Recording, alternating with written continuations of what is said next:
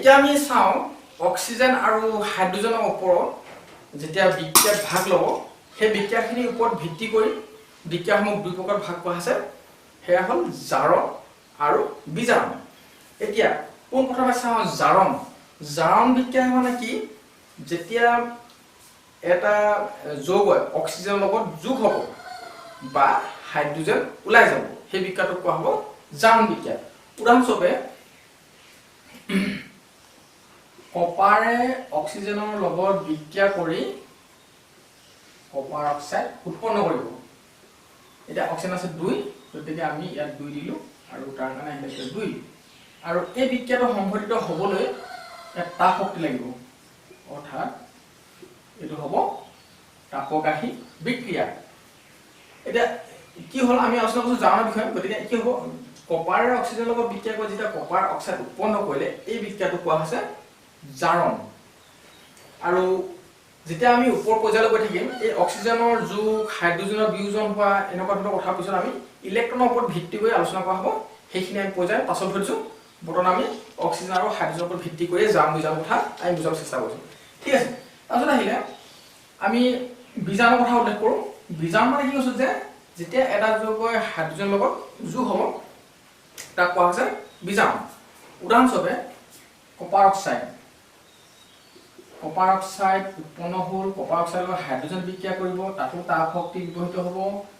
তাপ শক্তি ব্যৱহৃত হোৱাৰ পিছত কি হ'লগে কপাৰ ওলাই আহিছে আৰু H2O ফৰ্ম কৰিছিল গতিকে ইয়াত কি হ'ল দেখি দেখা পাইছো হাইড্ৰোজেন ইয়াত যোগ হৈছে যোগ হোৱাৰ ফলত এটা পানী ওলাই গৈছে গতিকে এই বিক্ৰিয়াটো কোৱা হ'ব বিজাৰণ বিক্ৰিয়া গতিকে আমি বিজাৰণ বিক্ৰিয়া বুলি ক'লে কি ক'ব পাৰো যে যেতিয়া এটা যৌগৰ হাইড্ৰোজেনৰ লগত যোগ হ'ব বা অক্সিজেন ওলাই যাব তেতিয়া সেই বিক্ৰিয়াটো কোৱা হ'ব বিজাৰণ বিক্ৰিয়া এতিয়া কিন্তু যদিও আমি কৈ আছো যে অক্সিজেন যোগ হ'ব হাইড্ৰোজেন ওলাই যাব বা হাইড্ৰোজেন যোগ হ'ব অক্সিজেন ওলাই যাব ইহঁতৰ ওপৰত ভিত্তি কৰি আমি জাৰণ বিজাৰণ ভাগ কৰিলো কিন্তু আমি বিশদভাৱে যেতিয়া আমি চাম যে যেতিয়া এটা বিক্ৰিয়াত জাৰণ সংঘটিত হয় তাৰ লগতে বিজাৰণো সংঘটিত হয় উদাহৰণস্বৰূপে আমি এই 2 নম্বৰ বিক্ৰিয়াটোক উদাহৰণ ল'ব পাৰোঁ ইয়াত কি হৈছে কপাৰ অক্সাইড যেতিয়া হাইড্ৰোজেন যোগ হৈছে হাইড্ৰোজেন যোগ হতে অক্সিজেন ওলাই গৈছে গতিকে আমি যদি দেখাও ইয়াৰ পৰা অক্সিজেন ওলাই গ'ল গতিকে কি হ'লগৈ ই বিজাৰণ ঘটিলে আৰু হাইড্ৰোজেনৰ কি দেখা গ'ল হাইড্ৰোজেনৰ অক্সিজেন যোগ হৈ H2 হ'ল গতিকে অক্সিজেন যোগ হোৱাত আমি কি কৈছিলো জাৰণ যেতিয়া এটা বিক্ৰিয়াত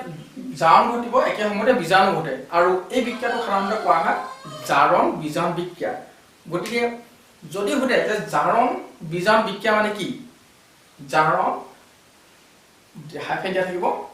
বিজাৰণ বিক্ৰিয়া মানে এতিয়া আমি ক'ব লাগিব যে এটা বিক্ৰিয়া সংঘটিত হওঁতে যেতিয়া এটা যৌগ জাৰণ ঘটে তেতিয়া আনটো যৌগ বিজাৰণ ঘটে অৰ্থাৎ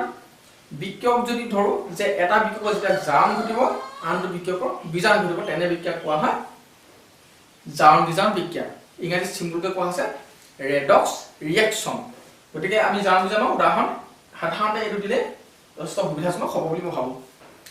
এতিয়া আমি এইটো অধ্যায়ৰ লগত জড়িত আমি এটা বেলেগ টপিক চাব লৈছো সেই টপিকটা হৈছে ক্ষয় ভৱন আৰু দুৰ্গন্ধিতা প্ৰথমে চাওঁ ক্ষয় ভৱন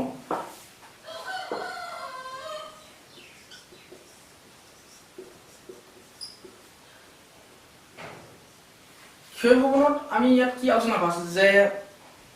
ধাতু জাতীয় যিবিলাক পদাৰ্থ আছে সেইবিলাক বায়ু পৰিৱেশত থকা জলীয় দ্ৰৱ অক্সিজেন এচিড আদি সৈতে বিক্ৰিয়া কৰি কি হৈছে ইহঁত ক্ষয় হ'বলৈ আৰম্ভ কৰে এতিয়া আমি সৰ্বসাধাৰণতে দেখা যিবিলাক লুৰ বস্তু সামগ্ৰী আছে দলং হওক বা খুঁটা হওক কিবা এনেকুৱা কি হয় প্ৰায় দেখা যায় মামৰ ধৰা যায়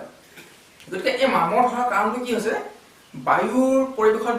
জলীয় দ্ৰৱ থাকে বিশেষকৈ জলীয় দ্ৰৱই ধৰা হয় সেই জলীয় দ্ৰৱই বায়ুৰ লগত থাকি সেই ধাতুৰ সংস্পৰ্শত আহি কি হয় সেই ক্ষয় হ'বলৈ আৰম্ভ হয় ইয়াৰ উপৰি দেখিছোঁ আমি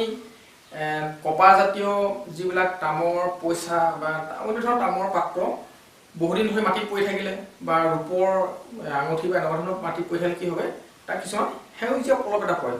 গতিকে ইহঁতে কি হৈছে এই ধাতুৱে পানী অণু বা এচিড বা অক্সিজেনৰ লগত বিক্ৰিয়া কৰি কি হৈছে সেই পলেপবোৰ গঠন কৰিছে গতিকে সেই পলেপ গঠন কৰাৰ লগতে সেই ধাতু ক্ষয় যাবলৈ আৰম্ভ হৈছে কাৰণ আমি প্ৰথম অৱস্থাত ধাতুটো চিকমিকনি দেখোঁ কিন্তু সময় যোৱাৰ লগে লগে সেই চিকমিকনি নাইকিয়া হৈ গ'ল কি হয় ক্ষয়ভৱন আৰম্ভ হয় এই ক্ষয়ভৱন ৰোধ কৰিবলৈ হ'লে বিভিন্ন ধৰণৰ প্ৰচেষ্টা আছে যেনেকৈ ৰং কৰা গ্ৰীচ কৰা বা গেলভেনাইজ কৰা সেই প্ৰচেছবোৰ আমি পিছত আলোচনা কৰিম গতিকে আমি কি কৰোঁ যে ক্ষয়ভৱনৰ বিষয়ে আমি থুলমূলকৈ আমি আগবঢ়ালোঁ তাৰপিছতে চাওঁ দুৰ্গন্ধিতা বা ৰেনচিডিটি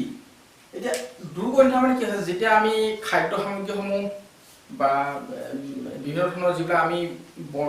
বনোৱা থাকে তেলত দিয়া যিবিলাক চৰ্বিজাতীয় খাদ্যবস্তু সেইবিলাক কিছুদিন থোৱাৰ পিছত কি হ'ব সেইবিলাকৰ সোৱাদহীন হৈ দুৰ্গন্ধিতা এটা উদ্ভৱ পৰিৱেশ সৃষ্টি হয় সেই খাদ্যসমূহ আচলতে কি কাৰণে দুৰ্গন্ধিত আছে যে খাদ্যসমূহত থকা যিবিলাক কাৰ্বন জাতীয় বা নাইট্ৰজেন জাতীয় এনেকুৱা ধৰণৰ পদাৰ্থৰ লগত কি হৈছে অক্সিজেনে বিক্ৰিয়া কৰি বা পানীয়ে বিক্ৰিয়া কি কৰিছে সেই দুৰ্গন্ধিতাটো সৃষ্টি কৰিছে আৰু খাদ্যসমূহ কি হ'ল সোৱাদহীন বা বিক্ৰিয়া কৰি পেলালে এতিয়া সেই খাদ্যসমূহ আমি কি ধৰণে আমি সংৰক্ষণ কৰিব পাৰোঁ গতিকে আমি কি কৰিব লাগিব সেই খাদ্যসমূহ প্ৰতি জাৰত মানে যিবিলাক আমি অক্সিজেন যোগ হ'লে জাৰণ ঘটে তাৰ বিপৰীতটো কি হ'ব প্ৰতি জাৰণ সেই প্ৰতি জাৰক হিচাপে যিবিলাক পদ্ধতি অৱলম্বন কৰা হয় বিশেষকৈ আমি দেখা পাইছোঁ